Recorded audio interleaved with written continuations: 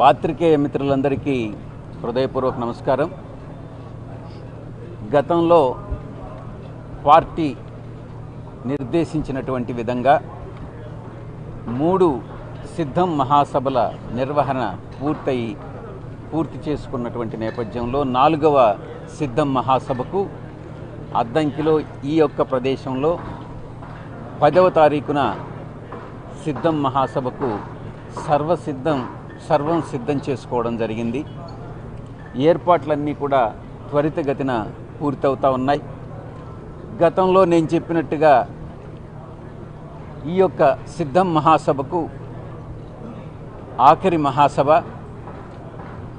Political campaign గురించి చెప్పాను. ఆ తర్వాత ఎలక్షన్ క్యాంపెయిన్ స్టార్ట్ అవుతుందని చెప్పాను. పొలిటికల్ క్యాంపెయిన్లో ఈ యొక్క సిద్ధం మహాసభలో మా యొక్క గౌరవ ముఖ్యమంత్రి వర్యులు, పార్టీ అధ్యక్షులు గత 5 సంవత్సరాల కాలంలో మా పార్టీ ప్రభుత్వం చేసినటువంటి అభివృద్ధి పనులు కానీ, ఇచ్చినటువంటి సంక్షేమ పథకాలు కానీ, చేసినటువంటి సమన్యాయం కానీ, సోషల్ జస్టిస్, ఈక్వాలిటీ వీటన్నిటినీ కూడా ఎక్స్ప్లెయిన్ చేయడం వివరించడం జరుగుతుంది. రాబోయేటటువంటి 5 సంవత్సరాల కాలం 24 నుంచి 29 వరకు పార్టీ పందాను, పార్టీ యొక్క విధి విధానాలని మరింత ఎలా ఇంప్రూవ్ చేసుకుని ఎలా మంచి సుపరిపాలన అందిస్తామన్నటువంటి విషయాన్ని గౌరవ ముఖ్యమంత్రి వర్యులు వివరించడం జరుగుతుంది. సభకు ఏర్పాట్లన్నీ కూడా 10వ తారీఖుకి పూర్తవుతాయి, 9వ తారీఖునే పూర్తవుతాయి. మా అంచనాల ప్రకారం మొత్తం వచ్చేవారి సంఖ్య, ఈ యొక్క సభకు హాజరయ్యే వారి సంఖ్య 15 లక్షలకి మించుతుంది అన్నటువంటి విషయాన్ని తెలుస్తూ ఉంది. ఎందుకనంటే స్పందన అపురూపమైనటువంటి స్పందన దీనికి వస్తూ ఉంది. దీనికి మీరు గత పత్రికా సమావేశంలో నేను మాట్లాడిన తర్వాత మీరు అడిగిన ప్రశ్న, ఈ యొక్క సభా ప్రాంగణం 100 ఎకరాలు మాత్రమే, 15 లక్షల మంది ఎలా పడతారు అన్నటువంటి అంశాన్ని మీరు ప్రస్తావించారు. ఈ విషయంగా నేను మీకు తెలియజెప్పేది ఏంటంటే, ఈ సభా ప్రాంగణం పక్కన ఇంకా కూడా 100 ఎకరాలు ఉంది. అవసరమైతే ఆ యొక్క ప్రాంగణాన్ని కూడా దీన్ని ఎక్స్టెండ్ చేసుకుంటాం. మన స్థలానికి కొరవ లేదు అన్నటువంటి విషయాన్ని మీకు తెలియజేసుకుంటా ఉన్నా. తెలుగుదేశం పార్టీ, జనసేన పార్టీ రీసెంట్గా ఒక మహాసభ నిర్వహించారు. దాన్ని 20 ఎకరాల్లో నిర్వహించారు. ఆ 20 ఎకరాల్లో వాళ్ళు కొన్ని లక్షల మంది వచ్చినారని క్లెయిమ్ చేసుకోవడం జరిగింది. ఇటువంటి తప్పుడు ప్రకటనలు చేసేటటువంటి ఉద్దేశం వైఎస్ఆర్ కాంగ్రెస్ పార్టీకి ఉండదు. ఏదైతే నిజాలుగానే చెప్తామన్నటువంటి విషయాన్ని మీకు తెలియజేసుకుంటా ఉన్నాను. ఈ యొక్క సిద్ధం మహాసభ తర్వాత ఈ సిద్ధం మహాసభకి ఎందుకు ఈ సిద్ధం మహాసభ అని ప్రశ్నించినప్పుడు, సిద్ధం మహాసభకి ముందుగా, ఆఖరి మహాసభకు ముందుగా మా అభ్యర్థుల ఎంపికంతా కూడా దాదాపుగా పూర్తిగా వచ్చింది. తరువాత మేము మేనిఫెస్టోని తయారు చేసుకుంటా ఉన్నాం. దాదాపుగా దానిపైన డిస్కషను, మేనిఫెస్టో అంతా కూడా పూర్తయింది. మేము పోలింగ్ బూత్స్ ఏదైతే ఉన్నాయో పోలింగ్ బూత్ కమిటీలన్నింటినీ కూడా నిర్మాణం చేసుకోవడం జరిగింది. ఒక్కొక్క పోలింగ్ బూత్కి 15 మందిని ఎంపిక చేసుకోవడం జరిగింది. వాళ్ళందరికీ కూడా ట్రైనింగ్ ఇవ్వడం జరిగింది. పొలిటికల్ క్యాంపెయిన్ కింద వివిధ సభల్లో మా గౌరవ ముఖ్యమంత్రి వర్యులు సభలను ఉద్దేశించి, ప్రజలను ఉద్దేశించి ప్రసంగించడం జరిగింది. మా యొక్క పార్టీ సీఎం ఫేస్గా శ్రీ జగన్మోహన్ రెడ్డి గారు ముఖ్యమంత్రిగా మేము ఎన్నికలకు సిద్ధమయ్యాం.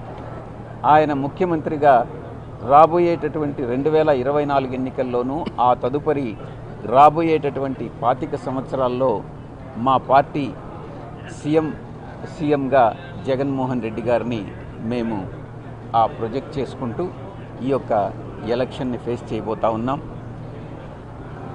గతంలో ఏ సంక్షేమ పథకాలు అందించాం ఈ 5 సంవత్సరాల కాలం ఇంచుమించుగా ఇచ్చినటువంటి హామీల్లో, మేనిఫెస్టోలో ఇచ్చినటువంటి హామీల్లో 99% హామీలు నెరవేర్చడం జరిగింది.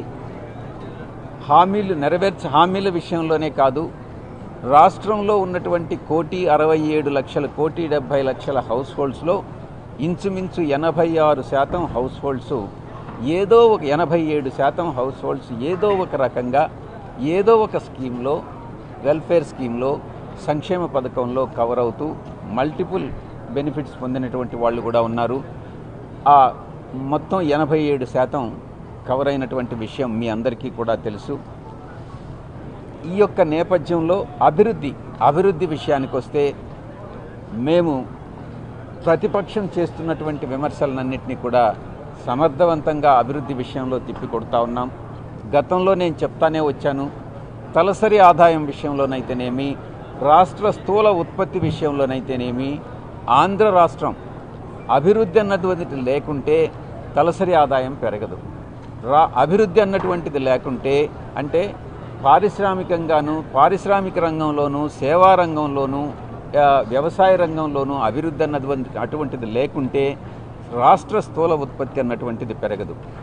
ఈ 2 విషయాల్లో, తలసరి ఆదాయంలో కానీ రాష్ట్ర స్థూల ఉత్పత్తి విషయంలో కానీ ఆంధ్ర రాష్ట్రం ముందంజలో ఉంది. కాబట్టి ఈ సూచికలన్నీ పరిగణలోకి ప్రామాణికంగా తీసుకోవాల్సిందిగా నేను విజ్ఞప్తి చేస్తూ ఉన్నాను. ఎవరైతే విమర్శిస్తున్నారో వారికి ఇది జవాబు. మీరే చూస్తున్నారు, ఈ యొక్క నెల్లూరు ఈ ప్రాంతంలో, ఈ కోస్టల్ ప్రాంతంలో, ఈ జిల్లాల్లోనే రామాయపట్నం పోర్టుని, సీ పోర్టు నౌకాశ్రయం ఏదైతే ఉందో రికార్డు టైంలో జగన్మోహన్ రెడ్డి గారే దానికి శంకుస్థాపన చేసి దాన్ని ప్రారంభోత్సవం కూడా చేయబోతున్నారు. అలాంటి అభివృద్ధి అన్నటువంటిది మేము చూపించాం.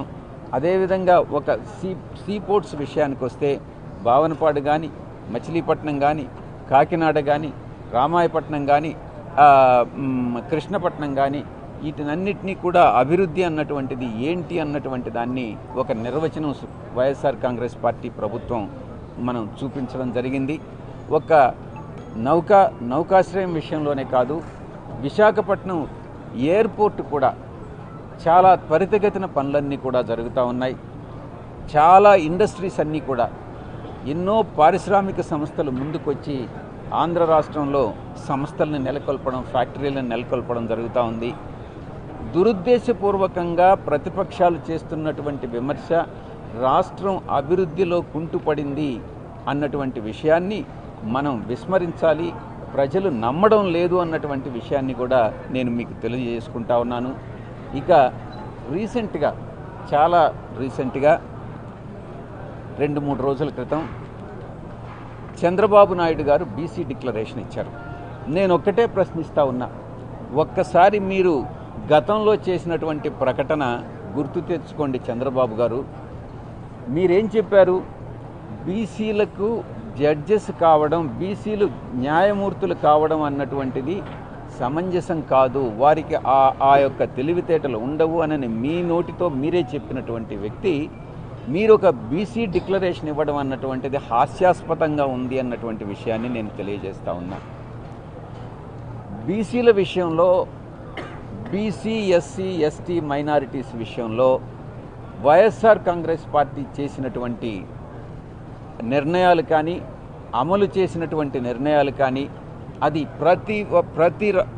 ప్రతి ఏరియాలో కూడా, అది సర్పంచుల విషయంలో కావచ్చు, వార్డు మెంబర్ల విషయంలో కావచ్చు, ఎంపీటీసీలు కావచ్చు, జెడ్పీటీసీలు కావచ్చు, శాసనసభ సభ్యులు కావచ్చు, శాసన మండలి సభ్యులు కావచ్చు, మంత్రివర్గ కూర్పు కావచ్చు, ప్రతి విషయంలో కార్పొరేషన్ మెంబర్స్ కావచ్చు, అదే సామాజిక వర్గానికి సంబంధించినటువంటి వివిధ కార్పొరేషన్లు వాటికి సంబంధించి కావచ్చు, ప్రతి ఒక్క విషయంలో కూడా ఆన్ అన్ యావరేజ్ తీసుకుంటే 70-75% బీసీ, 75%కు తగ్గకుండా బీసీ, ఎస్సీ, ఎస్టీ, మైనారిటీస్కి ఇచ్చినటువంటి ఘనత, పదవులు ఇచ్చినటువంటి ఘనత వైఎస్ఆర్ కాంగ్రెస్ పార్టీ ప్రభుత్వానికి, జగన్మోహన్ రెడ్డి గారికి దక్కుతుంది.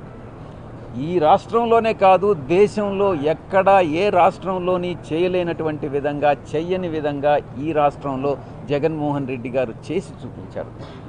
కాబట్టి చంద్రబాబు నాయుడు గారు ఈరోజు బీసీ డిక్లరేషన్ అనేది ఇవ్వడం ప్రజలందరూ కూడా నవ్వుకుంటా ఉన్నారు. ఈయన చిత్తశుద్ధిని శంకిస్తున్నారు అన్నటువంటి విషయంలో ఎటువంటి సందేహం లేదు. కాబట్టి రాబోయేటటువంటి 2024 ఎన్నికల్లో ఈ పొలిటికల్ క్యాంపెయిన్ ముగిసిన తర్వాత, ఎన్నికల ప్రకటన వెలువడిన తర్వాత ఎన్నికల ప్రచారం అన్నటువంటిది ప్రారంభమవుతుంది.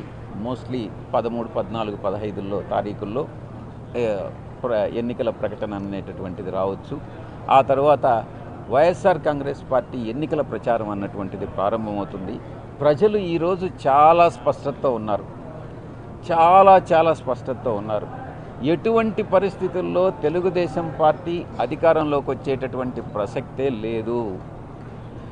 మా యొక్క లక్ష్యం 175కు 175, టార్గెట్ 175కు 175. మా యొక్క టార్గెట్ 25 పార్లమెంట్ స్థానాలకు 25 పార్లమెంట్ స్థానాలు. ఆ లక్ష్యంతో ముందుకెళ్తా ఉన్నాం.